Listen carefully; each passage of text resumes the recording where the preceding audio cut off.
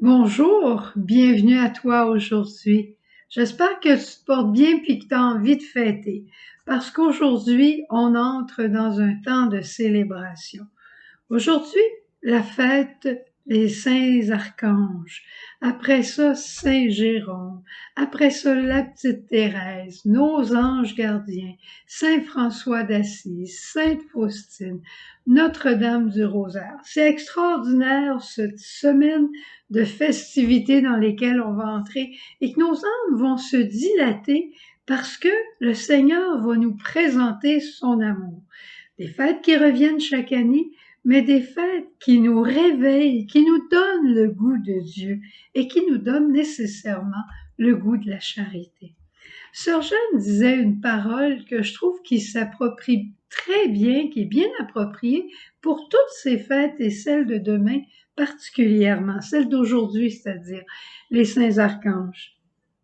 Sœur Jeanne nous disait au nom de Dieu Père, si tu crois à ma miséricorde et si tu sais t'en émerveiller, tu verras ta vie se transformer et ta famille devenir un vivoire de miséricorde pour une flambée d'espérance. Tous ceux et celles qui entreront dans ta maison goûteront ma miséricorde. C'est merveilleux, hein?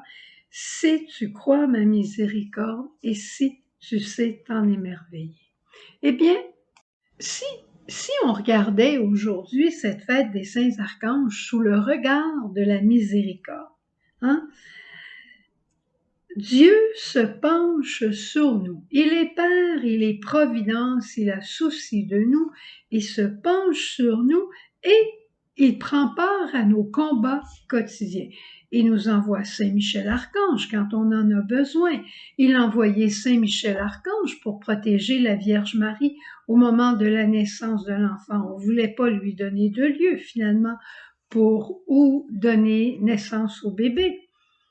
Dans l'Apocalypse, on voit Saint Michel qui est celui qui lutte contre le démon, mais le démon, c'est dans la vie quotidienne qu'on le rencontre et Dieu est là pour venir au secours de notre faiblesse.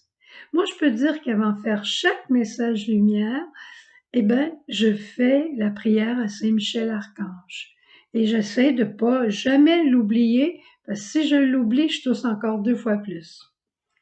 Ensuite, Dieu se penche sur nous à travers Saint Raphaël. Tu connais l'histoire de Raphaël, comment il a accompagné Tobie qui s'en allait chercher un médicament pour soigner son père. Et il y a aussi Gabriel qu'on fête aujourd'hui d'une manière particulière, celui qui a visité Marie avec tellement de délicatesse pour lui faire cette annonce qui allait bouleverser toute sa vie. Et Jésus aussi, pendant sa vie, a eu besoin d'archanges, de messagers directement qui venaient de Dieu. Que ce soit au moment de sa naissance, les anges qui chantaient au ciel et qui annonçaient la gloire de Dieu qui venait de descendre sur notre terre. Il y a une parole d'Isaïe qui dit « Ah, si tu déchirais les cieux et si tu descendais, c'était cette journée-là. » Et les anges chantaient Gloire à Dieu au plus haut des cieux, et paix sur les hommes de bonne volonté. Et cet ange de la consolation que le Père a envoyé à Jésus à Gethsémani, c'était aussi un messager de son cœur de miséricorde.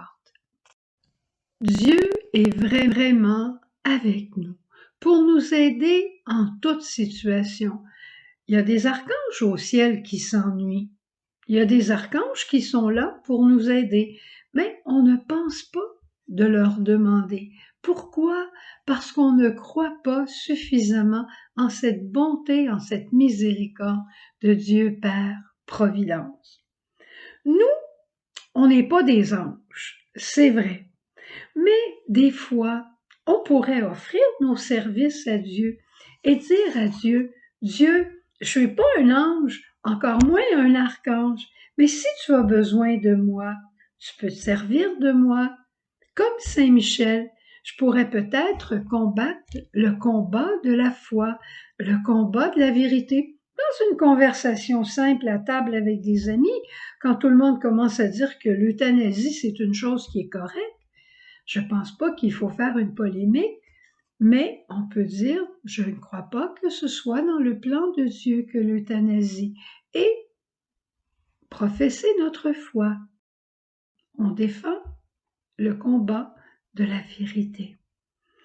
Mener le combat dans la maladie, être compassion auprès de quelqu'un.